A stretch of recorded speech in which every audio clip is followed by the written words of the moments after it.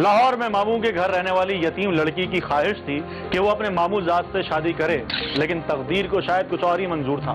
शब्बीर ने एक दिन देखा कि एक घर के सामने एक कार आकर रुकी और उसमें से नायला और उसकी ममानी और मामू बाहर निकले। नायला शदीद गम में डूबी हुई लग रही थी। उसे उसकी ममानी सहारा देकर घर के अंदर ले गई। नायला बेटा, जब मुँह हाथ धो के कपड़े बदल लो। आप भी तो कह रहे थे ना मुझे किसी काम से जाना था। हाँ, मुझे दफ्तर जाना था। मैं चेंज करके दफ्तर निकलता हूँ। और बेटा, ये तुम्हारा अपना ही घर है, टेंशन नहीं लेना। बेटा, माँ बाप का गम तो नहीं बुला सकते, लेकिन सबको जानो। लेकिन तुम समझदार हो, बड़ी हो गई हो। मेरा बेटा, मैं तुम्हारी माँ तो नहीं हूँ, लेकिन माँ से ज्यादा प्यार दूंगी और मैं पूरी कोशिश करूंगी कि तुम्हारी पढ़ाई मुकम्मल हो जाए। या बेटा, उठ के कपड़े बदल। अजीम, ओ अजीम, एक तो इस मोबाइल ने इतना बच्चों को बिगाड़ दे कि पूछो कि सुनता ही नहीं है। मैं उसको देखती हुँ आ रही हूँ। अजीम, ओ अजीम।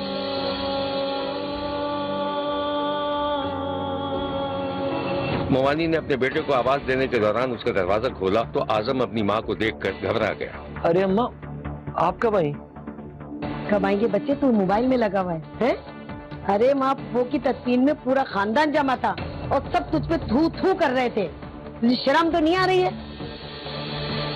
अम्मा, आप होकर आ गई ना, और वैसे भी मुझसे ये सब नहीं होता। मुझसे ये सब कुछ नहीं होता।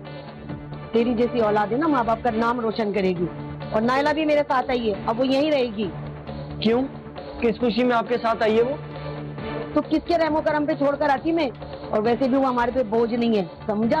उसका बाप उसके लिए बहुत कुछ छोड़ के मरा है। जब पढ़ाई उसकी मुकम्मल हो जाएगी तो शादी कर दूंगी उसकी।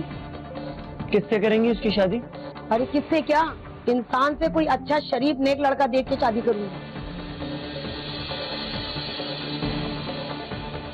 अब बैठा हुआ मुंह क्या देख रहा है? जा और जाके उसको ताजियत कर।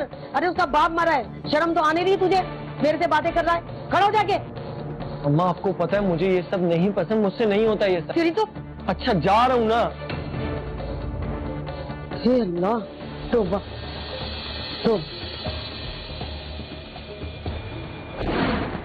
आजम शहर में कपड़े की छोटी सी दुकान चला रहा था और पैसे के लेन देन में हेरा फेरी का मास्टर था।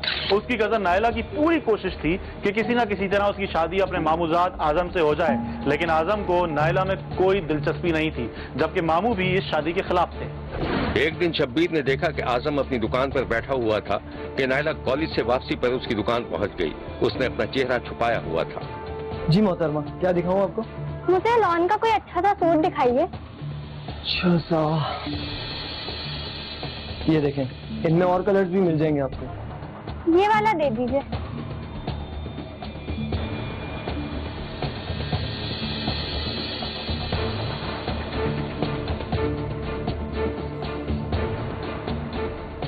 और कुछ? एक्सक्यूज मी, पैसे? नायला सूट लेकर जाने लगी तो आजम ने उससे पैसे तलब किए। पैसे? पैसे तो मैं नहीं दूंगी।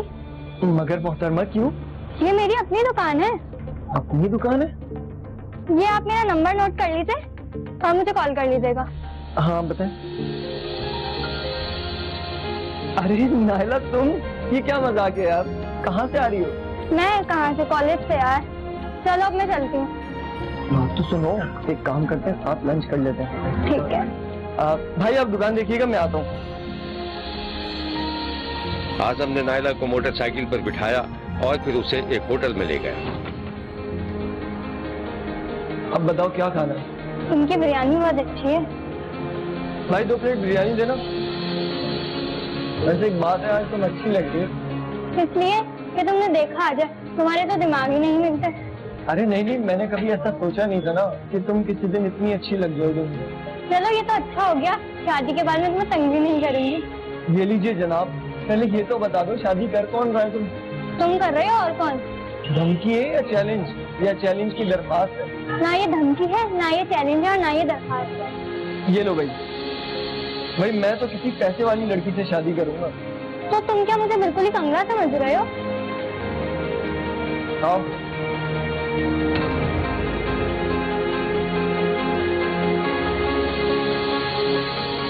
तुम तो बुरा मान गई यार, मजाक कर रहा था। खाओ खाओ, बिरयानी खाओ। बिरयानी अच्छी है।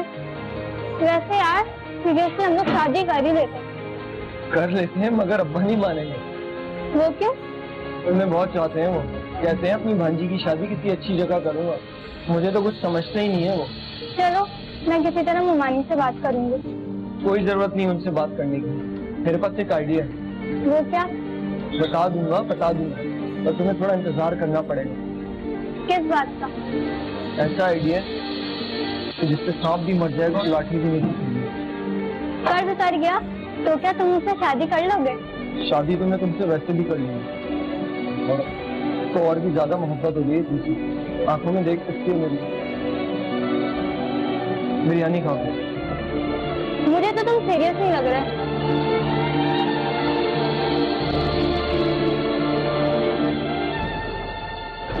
आजम को जब ये अंदाजा हो गया कि नायला के पास कुछ रकम मौजूद है तो वो किसी तरह रकम हासिल करने की कोशिश करने लगा।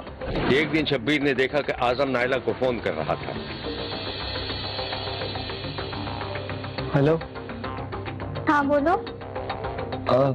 यार मुझे फौरी 10 लाख रुपए की जरूरत है, मिल सकते हैं? मेरे पास कहाँ से आए? पागल हो गए हो क्या?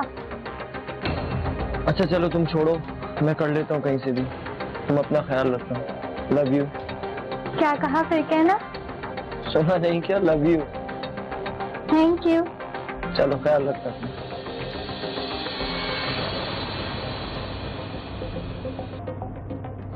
नायला और आजम के ताल्लुकात का नायला के मामू को इल्म हुआ तो उन्होंने हंगामा खड़ा कर दिया। देख रही हो इस घर में क्या खेल खेला जा रहा है? क्या खेल करा जा रहा है? क्या कहना चाहते हो? अरे कजन एक दूसरे को पसंद करते हैं, मोहब्बत करते हैं एक दूसरे से, और अगर शादी भी हो गई तो क्या कयामत आ जाएगी? अच्छा, अपने बेटे के करतूत देखें, 2 नंबर काम करके पैसा कमाता है। क्या काम करता है? कौन सा 2 नंबर काम करता है? अरे किसी का गला तो नहीं काटता, किसी की जेबें तो नहीं साफ करता। नायला मेरी बेटी नहीं है, मगर बेटियों से ज्यादा अजीज है, और मैं अपनी बेटी को दोजख में नहीं धकेलना चाहता, समझी तुम? दोजख में नहीं धकेल, उसका अकेले का फैसला नहीं है। वो जो तुम्हारी बेटी है ना नायला, वो भी उसको पसंद करती है, वो भी रजामंद है शादी से, और कुछ भी कर लो ये शादी होगी, समझे तुम? नायला के मामू ममानी आपस में उलझ रहे थे और नायला दूसरे कमरे की ओर से सारी गुफ्तगू सुन रही थी। नायला का मामू किसी सूरत भी नायला और आजम की शादी करने पर राजी नहीं था, और आजम से ज्यादा नायला की ख्वाहिश थी कि उसकी शादी आजम से हो जाए। एक दिन शब्बीर ने देखा कि नायला और आजम अपने पसंदीदा होटल में खाना खा रहे थे। बताओ अब क्या करूं मैं? अब्बा किसी सूरत नहीं मान रहे। दिल तो चाह रहा तुम्हें लेके आज ही भाग गया, मगर मेरे पास पैसा पाई कुछ नहीं है। सच बताओ, इतनी हिम्मत है तुमने? हाँ, मैं मजाक नहीं कर रहा हूँ। चलो फिर आज ही भाग चलते हैं, पैसे की फिक्र तुम नहीं करो। क्यों मजाक कर रही हो यार? कह दिया ना है, वेटर को बुलाओ, बोलो पैसे ले जाओ। यार पैसे ले लेना। नायला ने बिल अदा किया और फिर वो दोनों मोटरसाइकिल पर बैठकर जाते हुए देखे गए। नायला और आजम ने किराए के मकान में रहना शुरू कर दिया था, लेकिन अभी तक निकाह नहीं किया था, जिस पर नायला परेशान थी। अजीम अब क्या मसला है? घर भी है, पैसे भी हैं, निकाह करना है, कोर्ट चलो। निकाह भी कर लेंगे, इतनी जल्दी क्या है? तुम ये बताओ, तुमने पैसे निकलवा लिए बैंक से? हाँ हाँ, वो तो मैं निकलवा लूंगी, जल्दी क्या है। एक काम करूंगी कि चेक तुम्हें ही दे दूंगी, तुम खुद निकलवा लेना। और कल का मतलब कल है। चलो एक काम करना, कल तुम अच्छा सा तैयार हो जाना, कल पहली फुर्सत में जाके निकाह कर लेंगे। खुश हो?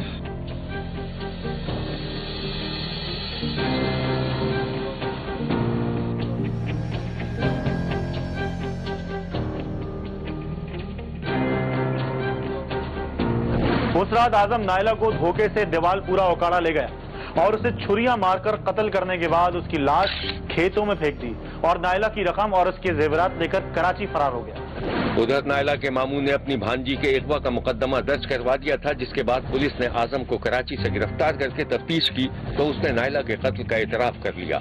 की लाहौर का इलाका लियाकताबाद, जहां पे 31 साल लड़की के कत्ल का मामला हल हो गया है। कातिल उसका चचाजाद ही निकला। मुलजिम गिरफ्तार कर लिया गया है और पुलिस के मुताबिक मकतूला 1 माह कबल मुलजिम से शादी के लिए बगैर बताए घर से चली गई थी। शब्बीर ने पैसे की लालच में शादी का झांसा देकर एक सीधी सादी लड़की को कत्ल करने की मजम्मत की है और नायला के कातिल को इबरतनाक सजा देने का मुतालबा किया है। 7-8 माह पहले वो हमारे घर आए हैं, तो उसके पास अलहदा से मोबाइल था, तो मैंने कहा कि मैं तुम्हारे घर बताता हूँ, तुम्हारे पास मोबाइल है। तो उसने कहा तुम घर मत बताओ, मैं तुम्हें खर्चा देती हूँ। उसने मुझे 5000 रुपया दिया, मैं चुप कर गया। तब से मैसेज पे बात शुरू हो गई। वो कहने लगी कि मैं तुमसे शादी करना चाहती हूँ। मैंने कहा नहीं, मैं पहले मेरी मंगनी हुई है। उसने कहा हम कहीं दूर चले चलते हैं।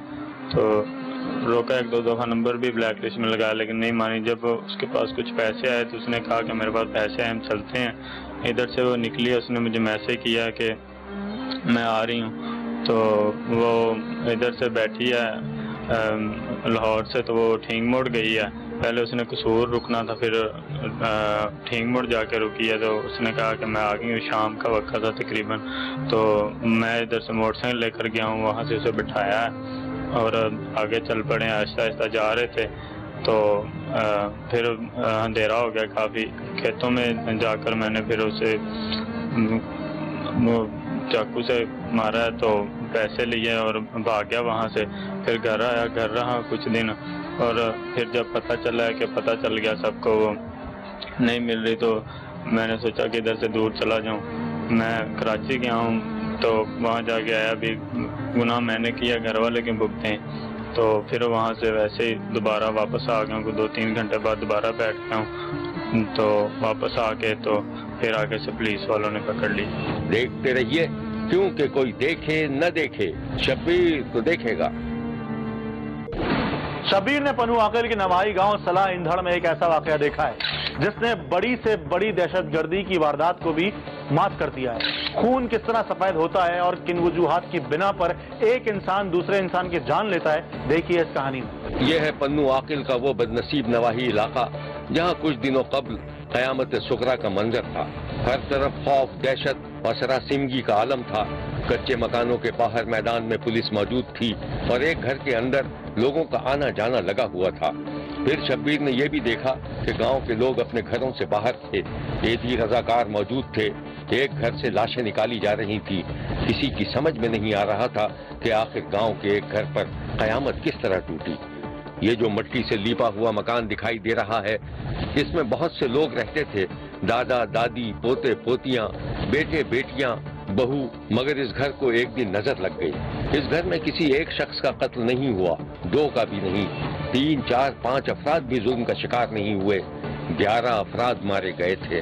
11 अफराद। इन 11 अफराद के गले काटे गए थे। बहुत इत्मीनान और सुकून से। कातिलों ने इन्हें तड़पने तक का मौका नहीं दिया। जिनके गले काटे जा रहे थे उनमें 2 साल से लेकर 18 साल तक के बच्चे, औरतें और घर के दीगर अफराद शामिल थे। पुलिस को इस लर्जा खेज वाक़े की इत्तला मिली तो वो जाए वारदात पर पहुंच गई। पुलिस के सामने भी यही सवाल था कि कातिल कौन था, एक था कि एक से ज्यादा। शब्बीर ने देखा कि पुलिस महल्ले पड़ोस वालों से मालूमात कर रही थी। सबकी जबान पर एक ही नाम था, वहबुल्ला। हाँ सिम, क्या रिपोर्ट है? तुम गए थे इलाके में, क्या पूछा तुमने? इलाके में गया था सर, सबसे पूछताछ की। एक बंदा ने इस वाकये के देखा। इस वाकये के बारे में जानता है वो? जी। तो लाए उसको? जी। तो उसको लेके आओ, उसका बयान ले।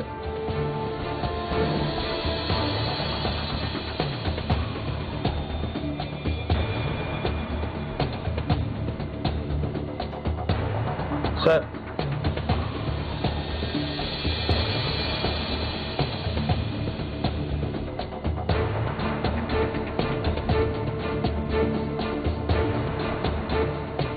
आप ये बता सकते हैं कि आप वहीं पे रहते हैं? मैं सर वहीं रहता हूँ। तो आपने जाए वो कुआं पे क्या देखा?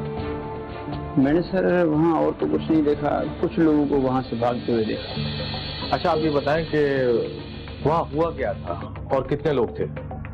ज्यादा तो मैंने सर कुछ नहीं देखा, बाकी कुछ लोगों को मैं वहाँ से भागते हुए देखा और उनमें से मैं एक बंदे को जानता हूँ।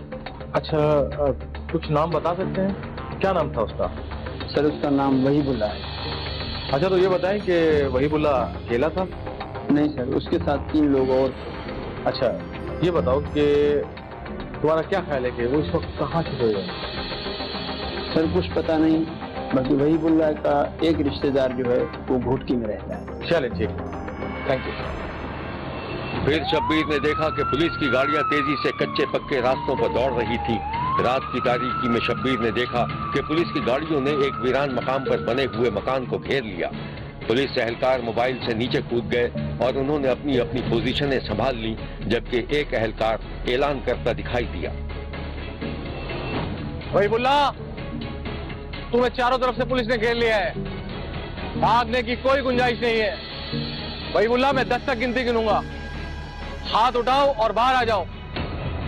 वहीबुल्ला, 1, 2, 3। मुकर्ररा वक्त खत्म होने का था और घिरे हुए मकान पर पुरस्कार खामोशी छाई हुई थी। पुलिस एहलकारों ने एक बार फिर अपनी पोजीशन का जायजा लिया। अफसर ने एहलकार को हुक्म दिया तो उस एहलकार ने अपनी गिनती पूरी कर दी। 9, 10। वहीबुल्ला, अब तुम्हारे पास कोई चांस नहीं है, अब तुम्हें गोली मार दी जाएगी। मैं तुम्हें आखिरी दफा कह रहा हूं, अपने हाथ ऊपर करो और बाहर आ जाओ।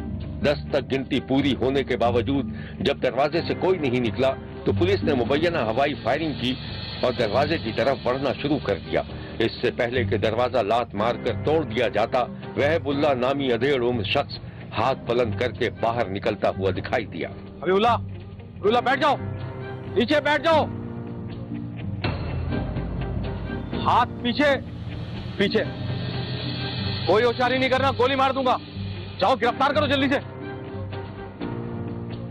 लेके चलो जल्दी से इसको, चलो चलो लेके चलो। वहीबुल्ला ने हुक्म की तामील की, फौरन उसके हाथ बांध दिए गए और इसके साथ ही पुलिस घर के अंदर दाखिल हो गई।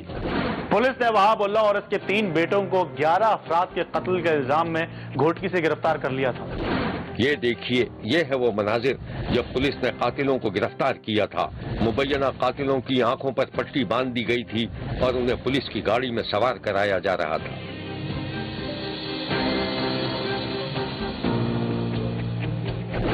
शब्बीर ने बाज मूजी जानवरों के मुतालिक कहा है कि वो अपने अंडे बच्चे खुद ही खा जाते हैं। पनु अकल में कुछ इसी तरह का इंतहाई नाकाबिल यकीन वाकया पेश आया। मुबैना मुल्जिम वहाबुल्ला ने अपने 3 जवान बेटों के साथ मिलकर 11 अफराद, जिनमें खुद मुल्जिम के छोटे मासूम बेटे, बेटियां, उसकी बीवी और बहू तक को कत्ल कर दिया था। ये वाकया किस तरह पेश आया, पुलिस अभी तक इसकी तहकीक कर रही है। वहीबुल्ला अपने 3 निकम्मे और जालिम जवान बेटों के साथ चौपाल जमाए बैठा था। पापा, चाचड़ वालों की तो समझ में नहीं आ रहा, क्या करें उनका? बाबा साईं, आप हुक्म करो, सबको फायरिंग करके कत्ल कर दूं। बाबा साईं, ये तो चरिया हो गया है, कत्ल करके जाएगा कहाँ? कुछ तो अकल की बात कर। भाई, इतने सारे लोग घर के अंदर रोटियां खाने के लिए पैदा हुए हैं क्या? तो क्या मतलब है तेरा? पापा, मैं तो कहता हूँ एक आध को मार देते हैं, वैसे भी एक न एक दिन सबको मरना है ना। फिर क्या होगा? बाबा साईं सही कह रहा है, फिर चाचड़ वालों के खिलाफ रिपोर्ट दर्ज करा देंगे, कह देंगे कि उन्होंने हमारा बंदा मार दिया। बंदा मार दिया, मगर फिर होगा क्या? इस कहानी की तफसीलात हम आपको दिखाएंगे, लेकिन एक ब्रेक के बाद। कहीं जाइएगा मत, क्योंकि कोई देखे ना देखे, शब्बीर तो देखेगा। पापा, मैं तो कहता हूँ एक आध को मार देते हैं, वैसे भी एक न एक दिन सबको मरना है ना। फिर क्या होगा? बाबा साईं सही कह रहा है, फिर चाचड़ वालों के खिलाफ रिपोर्ट दर्ज करा देंगे, कह देंगे कि उन्होंने हमारा बंदा मार दिया। बंदा मार दिया, मगर फिर होगा क्या? बाबा साईं, फिर क्या? सुलह में जमीन ले लेंगे, बल्कि मैं तो कहता हूँ इसकी बीवी को भी मार देते हैं। वो लोग मंजूर है? हाँ हाँ, मार दो उसे, वैसे भी वो दूसरे कबीले की है और मुझे पसंद भी नहीं है वो। अच्छा है, जान छूट जाएगी। बाबा, तुम लोग क्या बोल रहे हो? मेरी तो कुछ समझ में नहीं आ रहा। बाबा, 300 एकड़ जमीन है, 300 एकड़ जमीन, उसके लिए 2-4 कुर्बानी तो देनी पड़ेगी ना।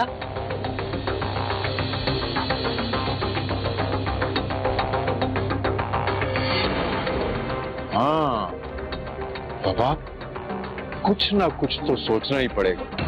ये चाचड़ वालों की समझ में वैसे नहीं आएगी ये बात। ठीक कह रहे हो।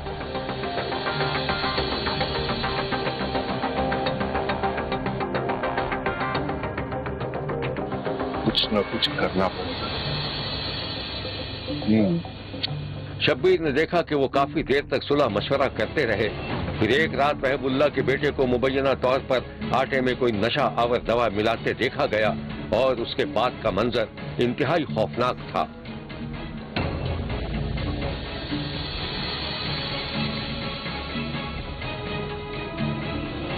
रात के अंधेरे में एक खंजर चमक रहा था जो किसी के हाथ में था। इतना अंधेरा था कि सिर्फ खंजर ही आगे बढ़ता दिखाई दे रहा था। शब्बीर अपनी तस्वुर की दुनिया से निकला तो वो एक और अंदेशे में खो गया। शब्बीर ने देखा कि मुबैना तौर पर मकतूलीन के घर का सरबराह वहबुल्ला को पुलिस पकड़कर ले जा रही थी, क्योंकि मुबैना तौर पर बहुत अरसा कब्ल उसने अपने भाई को भी कत्ल किया था। कुछ अरसा जेल में गुजारने के बाद वहबुल्ला को रिहा होते देखा गया और कुछ ही अरसे बाद वो मुबैना तौर पर पागल खाने में था, जहाँ वो अजीबो गरीब बातें कर रहा था। मैं मगरमच्छ हूँ, मगरमच्छ। मेरे सामने मत आना, मेरे सामने मत आना। सबको खा जाऊंगा, सबको खा जाऊंगा। पूरे खानदान को खा जाऊंगा, पूरे खानदान को।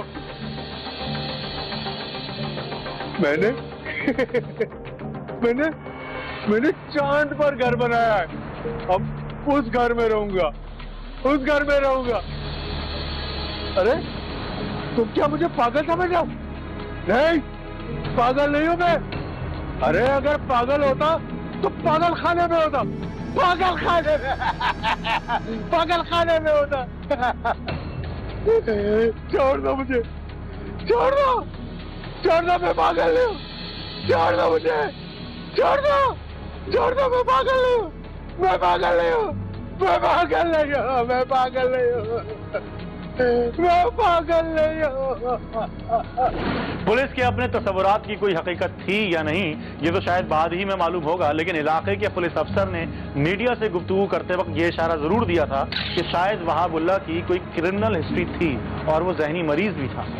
11 जो अफराद है उनका कत्ल किया गया है। छोटे बच्चे भी हैं, 1.5 साल से लेके 3-4 साल तक, और बड़े भी हैं। लगता है ऐसे ही है कि इनको कोई रात के सोते में इनका गला काटा गया है, और जो करने वाला है वो कोई और नहीं, वो इन्हीं का बाप है और फैमिली का जो सरबराह है। बताया जाता है कि उसका जहनी तवाज़ुन ठीक नहीं रहता था, मेंटली डिस्टर्ब था। पहले कोई मेंटल हॉस्पिटल में ज़ेर इलाज भी रहा है, और इसकी पहले एक केस में मर्डर किया है, वो हिस्ट्री भी है इसकी। ऑन स्पॉट अभी हम यहाँ पर खड़े हैं। अभी जो डेड बॉडीज का सिलसिला मुंतकिल करने का हॉस्पिटल की तरफ, वो हमने शुरू कर दिया है, और बाकी जो फैक्ट्स हैं वो मेडिकल रिपोर्ट्स, फॉरेंसिक रिपोर्ट्स आने के बाद ही बता सकते हैं। वहबुल्ला के एक गिरफ्तार बेटे का कहना था कि वहबुल्ला की बहू यानी उसकी बीवी को उसके एक भाई ने बाप के साथ मिलकर कत्ल किया था। दुश्मन के हरण का यो प्लान ठायो से, इनके मारे इन्हनि ते हणंदा से, ज़मीन जे झगड़े जे करे। मुंहिंजी माँ के, मुंहिंजे भाई भेणनि खे मुंहिंजे बाबे मारियो, मुंहिंजी घरवारी खे मुंहिंजे कलीम मारियो, मुंहिंजे पुट खे धीअ खे कलीम। मुंहिंजो नालो वहबुल्ला आहे ऐं मुंहिंजा जेके नंढा सका भाइर ऐं भेनरूं जेको आहिनि उन्हनि खे मुंहिंजे पीउ पुटु, ऐं हिकु मुंहिंजी भाॼाई, उनखे 2 ॿार हुया, उनखे मुंहिंजे नंढे भाउ कलीम वारियो। अहिड़ो थियो इहो ज़मीन जे मसइले जे करे भाइरनि खे, जीअं असां इन्हनि खे मारे इन्हनि खे हणूं। शब्बीर का कहना है कि कातिल कितने पत्थर दिल थे, उन्हें अपनी औलादों और अपनी औरतों तक पर शादी करेगा। अबे वो अच्छी लड़की नहीं है। अच्छी लड़की नहीं भाई, आपके 2 बच्चे, बीवी है, मैं तो उसी से ही शादी करूंगा। मैं उससे भी फोन करके पूछ लेता हूँ, अगर वहाँ कह देती तो मुझे कोई एतराज नहीं। बड़े भाई ने इकरा को फोन मिलाया और छोटे भाई को खामोश रहने का कहकर आवाज खोल दी। हेलो, मैं तुमसे बात नहीं कर रही। अरे मैंने तुम्हें बैलेंस भिजवाया तो था। तुम्हें क्या लगता है कि तुम मुझे बैलेंस चलवाते हो तो मैं इसलिए तुमसे बात करती हूँ? तुम कैसे आदमी हो? मैं तुमसे बहुत प्यार करती हूँ। तुम्हें मेरे प्यार का बिल्कुल भी यकीन नहीं है। मैं तो सिर्फ तुमसे इसलिए नाराज हूँ कि तुम 4-4 दिन मुझसे बात नहीं करते हो। अच्छा देखो, बात सुनो, किसी कॉल आ रही है, मैं बाद में बात करता हूँ। अल्लाह हाफिज। बड़े भाई ने कॉल खत्म करके छोटे भाई की तरफ देखा, जिसका चेहरा गुस्से से सुर्ख हो रहा था। हाँ भाई, मोहब्बत करती है तुझसे, सुन लिया? इसका मतलब है कि तुम दोनों मुझसे धोखा कर रहे हो। मैं उसे छोड़ूंगा नहीं भाई, छोड़ूंगा नहीं। फ्रॉड खोलने और रफीक की जानिब से मुसलसल धमकियों और जान के खौफ से इकरा ने रफीक को रास्ते से हटाने का फैसला कर लिया। उसने रफीक के बड़े भाई के इस तरह कान भरे कि बड़ा भाई अपने छोटे भाई से शदीद मुतनफ्फिर हो गया और अपने भाई को रास्ते से हटाने पर राजी हो गया। फिर एक दिन इकरा ने धोखे से अतीक के छोटे भाई को बुलाया, जहां बड़े भाई ने अपने ही सगे भाई को गोली मार दी। वाकई की इतला पुलिस को हुई तो मुल्जिमान गिरफ्तार कर लिए गए। ये है मुल्जिमान। पुलिस ने इस केस के बारे में जो कुछ बताया था वो ये है। मैं उसकी शादी पे गया था, उसकी भाई की। मेरा उधर से रहा था वो। रफीक का मुझे नहीं पता कैसे रहा था वो भाई को, तो उस तरफ नहीं जाना, तो मना नहीं हुआ, तो फिर वो भाई की तरफ चला गया। मैं भी पीछे गया था, तो उधर मैंने धमकाया, तो नहीं, वो नहीं बाज आया। फिर मैंने चैम्बर मारा तो जो है ना उसके ऊपर रखा है पिस्तौल, तो वो चल पड़ा उसके हाथ की तरफ। शब्बीर का कहना है कि इस वाक़े की मुकम्मल तफ्तीश के बाद ही असल सूरत हाल सामने आ सकेगी। तभी तो पुलिस मुल्जिमान को जेल भिजवा चुकी है। देखते रहिए, क्योंकि कोई देखे न देखे, शब्बीर तो देखेगा। शब्बीर का कहना है कि वो देख रहा है और मुसलसल देखता रहेगा। मुल्क भर से मजीद कहानियों और उनकी तफसीलात के साथ फिर मुलाकात होगी। देखना ना भूलिएगा, क्योंकि कोई देखे ना देखे, शब्बीर तो देखेगा।